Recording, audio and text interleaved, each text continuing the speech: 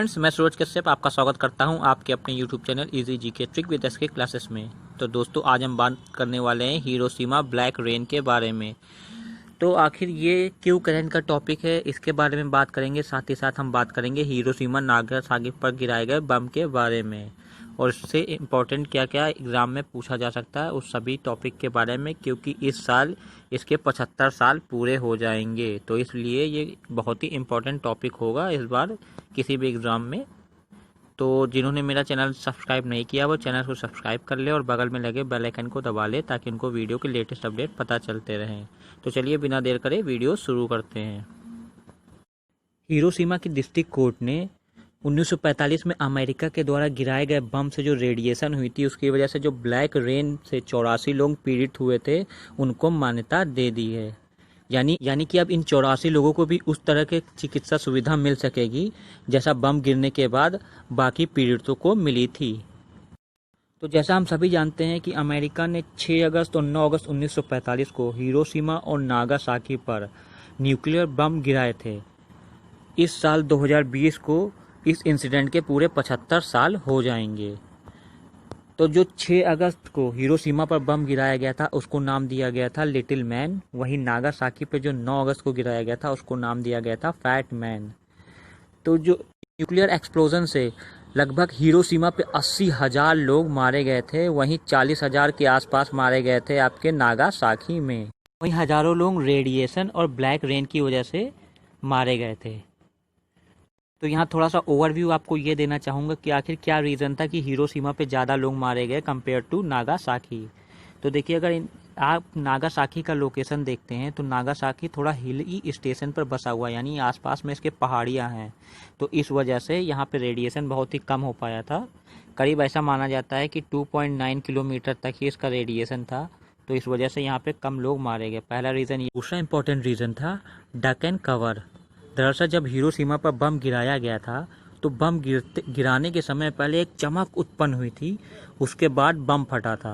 तो जब चमक उत्पन्न हुई थी तो उसी समय कुछ पुलिसकर्मी ने एक नई प्रक्रिया के द्वारा अपने को बचाया था जिसको कहा जाता है डक एंड कवर। तो यही प्रक्रिया को उन्होंने बाद में नागासाकी के लोगों को भी बताया था जाकर, जिस वजह से वहाँ पे कई सारे लोगों ने अपनी जान बचाई थी। तो अब बात कर लेते हैं ब्लैक रेन की। तो ब्लैक रेन ये क्या होता है? तो जब देखिए बम बॉर्डिंग हुई थी, जब बम गिराया गया था हिरोशिमा पे, तो वहाँ पे लगभग 69% जो घर थे और बिल्डिंगें थी वो सब तहस नहस हो गई थी और इसके जो मलबे हैं वो आसमान में उड़ गए थे। और ये रेडिएशन के साथ मिलकर इसने जो रेन की थी उसी को कहा जाता है ब्लैक रेन। हिरोशिमा पे हुई ब्लैक रेन का कंपेयर अगर हम नागासाकी के ब्लैक रेन से करते हैं तो हिरोशिमा पे ज़्यादा ब्लैक रेन हुई थी कंपेयर टू नागासाकी। ऐसा क्यों हुआ था मैं पहले ही बता चुका हूँ, क्योंकि ये हिली स्टेशन पर था, यानी यहाँ पे पहाड़ों से घिरा हुआ था। इस वजह से यहाँ पे घरों की संख्या कम थी, जिस वजह से ब्लैक रेन भी कम हुई। तो आखिर इसका इफेक्ट क्या पड़ा था हिरोशिमा और नागासाकी पर? तो ये हाईली रेडियो एक्टिव मटेरियल्स के एक्सप्लोर हो जाने की वजह से यहाँ पे काफ़ी सीरियस इलनेस हो गई थी। एक स्टडी बताती है कि 1945 में हुई ब्लैक रेन से ग्राउंड जीरो से लगभग 29 किलोमीटर तक इसका इफ़ेक्ट हुआ था। तो आखिर ये ग्राउंड ज़ीरो क्या होता है?